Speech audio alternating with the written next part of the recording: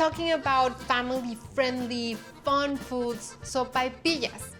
It's a typical northern Mexico style dessert and treat, something that I definitely didn't grow up with in Mexico City, but something I wish I had grown up with because I love buñuelos, I love churros, and this is like a small version of both put together. I'm gonna first add 1 teaspoon of baking powder to 3.5 cups of all-purpose flour in here.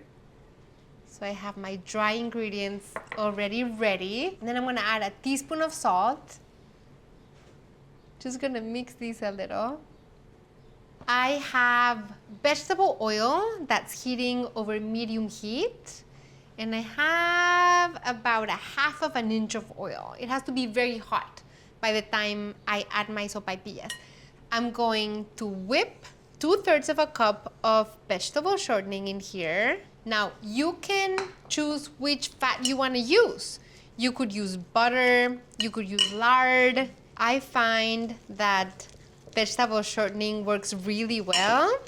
You want to make sure there's no clumps. Now I'm going to add my dry ingredients in here. And now what I want to do is combine all of this fat with the flour. And it's easy to do because the fat is now whipped and soft. And just like when you're making flour tortillas, when you add the water, you want to make sure that the water is hot. It makes a difference. 1.25 cups of hot water. So I'm mixing, making sure that there's no big lumps. Then I'm gonna add 2 tablespoons of sour cream.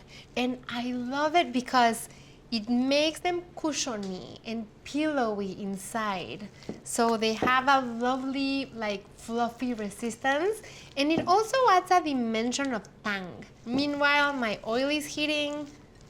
When you can pick it up in one swoop, you know that the dough is ready. I'm gonna cover it and it's gonna rest anywhere from 20 to 30 minutes. But I have one that has been resting and is ready to be rolled out. See, like when I touch it, it holds the shape of my fingers. This is ready to be rolled out. I'm gonna break this dough into 16 pieces because it's manageable. You could make larger and less rounds. Okay, so I have a rack here where I'm gonna drain my sopapillas. I am going to mix my sugar with cinnamon to make cinnamon sugar for dusting the sopapillas. You wanna flour your surface a little, and you wanna flour your rolling pin, and you wanna go one by one. So make a ball, and then just roll. So you want them this thin, like as thin as you would make your flour tortillas. You can cut whatever shapes you want, and the stranger the shape, the better it will be. If they're all different, it's more fun. Okay, you wanna make 2 or 3 slits in each of them, because if you don't make a slit, it just puffs up like crazy. So we're gonna test the oil to see if it's ready for us. And it is ready if the bubbles are actively and enthusiastically jumping around whatever you add in there. Perfect. So it's gonna be 10 to 15 seconds per side. I want them to be golden brown. See how when you don't make slits, they get these gigantic bubbles. What's even better is if you make the slits and then you do something funky to them, like give them a twist, like this. Look at what happens. Like little bows or bow ties. They get all these spaces for the cinnamon sugar to hide itself in. The first time I had them in Chihuahua was at El Gallito Mañanero, and when you come to the table and you sit for breakfast, the first thing they bring when you sit down is the sopaipillas, fresh out of the heat.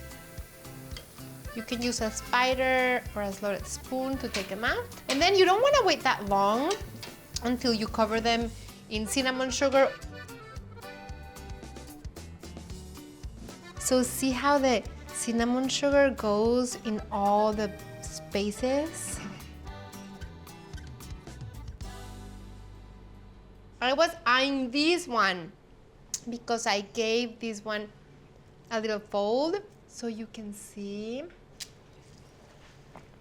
how when you give it a little fold before you fry it, it has areas that are more brown and crisp, and in the middle it stays softer and pillowy because that's where you bent it.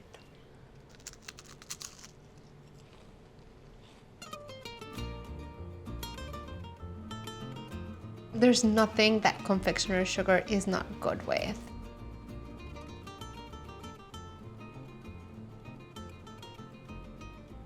Or drizzle some honey.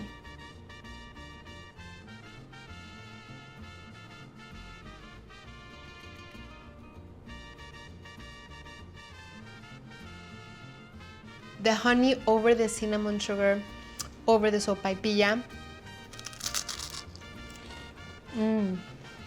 Now I don't know which one I like more.